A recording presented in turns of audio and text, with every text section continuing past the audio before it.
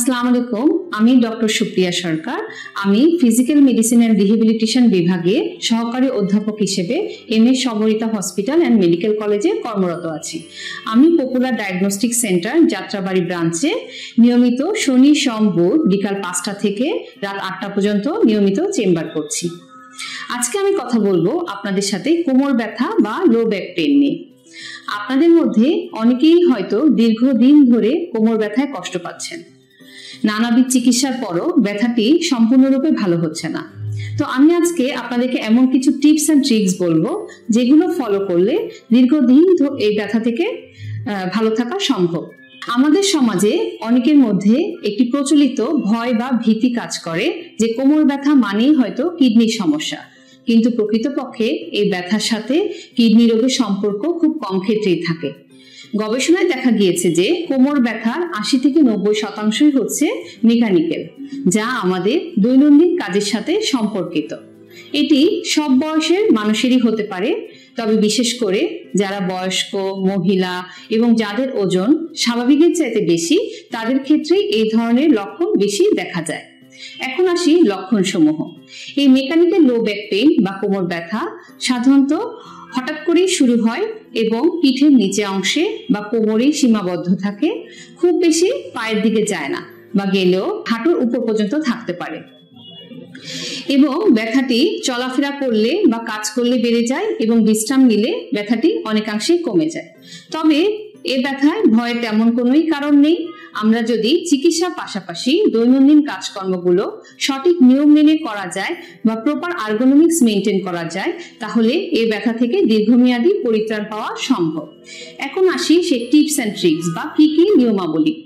প্রথমত, আপনি ভারী কাজ করবেন না।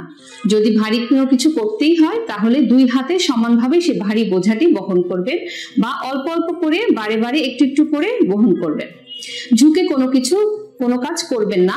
যদি ঝুঁকে মাটি থেকে আপনাকে কোনো বস্তু তুলতেই হয়, তবে হাঁটু ভাঁজ করে মাটিতে বসে মেরুদণ্ড সোজা রেখে সে বস্তুটি তুলতে হবে। শক্ত সমান বিছানায় ঘুমাবেন এবং দুপুরবেলা চেষ্টা করবেন 15 থেকে 20 মিনিট চিত হয়ে শুয়ে হাঁটুর নিচে বালিশ দিয়ে কিছুক্ষণ বিশ্রাম করার। রাতের ঘুমটি অনেক গুরুত্বপূর্ণ। অবশ্যই রাতে 7 থেকে 9 ঘন্টা একটি ভালো ঘুম হতে হবে। অফিসে বা লেখাপড়ায় ডেস্ক টেবিল ব্যবহার করতে হবে এবং আঁকাবাঁকা হয়ে না বসে আপনার পিঠ বা কোমর কোনো কিছুর সাথে লাগিয়ে বা ব্যাক সাপোর্ট দিয়ে বসতে হবে। আমি প্রথমেই বলেছি যে অতিরিক্ত ওজন কোমর ব্যথার একটি অন্যতম প্রধান কারণ। এজন্য যদি আপনার অতিরিক্ত ওজন হয়ে থাকে বা মোটা হয়ে থাকে, তাহলে অবশ্যই আপনাকে ওজন কমাতে হবে। সেজন্য কিছু ব্যায়াম, যেমন সাঁতার খুব উত্তম একটি ব্যায়াম, অবশ্যই চেষ্টা করবেন সপ্তাহে অন্তত 3 থেকে 4 দিন 30 মিনিট করে একটু সাঁতার কাটার এবং সপ্তাহে অন্তত 5 দিন 30 মিনিট করে হাঁটাহাঁটি করার এবং এমনভাবে হাঁটবেন যেন আপনার শরীরে ঘাম ঝরে। এই সাঁতার এবং হাঁটাহাঁটি করা আপনাকে শারীরিক সুস্থতার পাশাপাশি ওজন নিয়ন্ত্রণেও সাহায্য করবে। অনেক সময় দেখা যায় যে অনেকের ভিটামিন ডি ঘাটতি হয়, এই কারণেও কোমর ব্যথা হতে পারে। সেজন্য ভিটামিন ডি সমৃদ্ধ খাবার যেমন ডিম, বিশেষ করে ডিমের কুসুম, সামুদ্রিক মাছ, দুধ, দই ইত্যাদি পর্যাপ্ত পরিমাণে গ্রহণ করবেন এবং সূর্যের আলো থেকেও আমরা ভিটামিন ডি পেয়ে থাকি। সকাল 10টা থেকে দুপুর 3টা পর্যন্ত সূর্যালোক আমাদের শরীরে ভিটামিন ডি তৈরি করতে পারবে। এই জন্য চেষ্টা করবেন অন্তত সপ্তাহে 3 থেকে 4 দিন 30 মিনিট করে ঠিক ওই সময়টি শরীরে সূর্যালোক লাগানোর জন্য। একটানা বসে বা দাঁড়িয়ে থাকবেন না। 15-20 সেকেন্ডের জন্য একটু পায়চারি করবেন। ঝাড়ু দিতে এবং ঘর মুছতে লম্বা হাতলওয়ালা ঝাড়ু ব্যবহার করবেন এবং মপ দিয়ে ঘর মুছবেন। চিকিৎসকের পরামর্শ ব্যতীত কোনো ওষুধ গ্রহণ করবেন না। সেক্ষেত্রে গ্যাস্ট্রিক আলসার, কিডনি এবং হৃদরোগের সমস্যা সহ নানা রকম জটিলতা দেখা দিতে পারে। চিকিৎসকের পরামর্শ অনুযায়ী শেখানো মতো ব্যায়াম যেমন মাসেল স্ট্রেংথেনিং এবং ব্যাক এক্সটেনশন ব্যায়ামগুলো আপনাকে করতে হবে।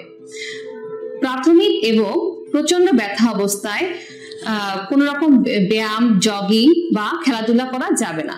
এই অবস্থায় ব্যায়াম করলে ব্যথার তীব্রতা আরো বেড়ে যেতে পারে।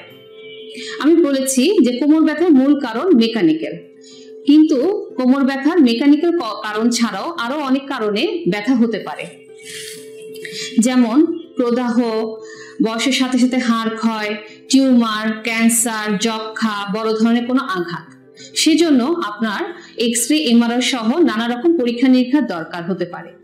সেজন্য আপনার কোমর ব্যথা সঠিক রোগ নির্ণয় এবং সুচিকিৎসার জন্য আপনাকে অবশ্যই একজন বিশেষজ্ঞ চিকিৎসকের পরামর্শ নিতে হবে। এখন কোমর ব্যথার সাথে আরো কিছু উপসর্গ অনেক সময় অনেকের থেকে থাকে, যেগুলোকে আমরা বলি রেড ফ্ল্যাগ সাইন। সেগুলো কি? যেমন কোমর ব্যথার সাথে যদি আপনার জ্বর আসে, ব্যথার সাথে ধীরে ধীরে যদি আপনার ওজন কমে যায় এবং বিশ্রাম নেওয়ার পরও ব্যথাটি সম্পূর্ণরূপে ভালো না হয়ে আরো তীব্রভাবে বেড়ে যাচ্ছে, এবং যদি আপনার পায়ের দিকে ঝিনঝিন অবশ অবশ হয়, পায়ুপথের আশেপাশে যদি অনুভূতি লোপ পায়, প্রস্রাব পায়খানা যদি নিয়ন্ত্রণে কোনো অসুবিধা হয় এবং বড় ধরনের যদি কোনো আঘাত পেয়ে থাকেন, কোমর ব্যথার সাথে যদি আপনি এই উপসর্গগুলো কোনোটি আপনি দেখতে পান, তাহলে অবশ্যই দেরি না করে দ্রুত জরুরি ভিত্তিতে এবং একজন বিশেষজ্ঞ চিকিৎসকের শরণাপন্ন হতে হবে। ধন্যবাদ সবাইকে।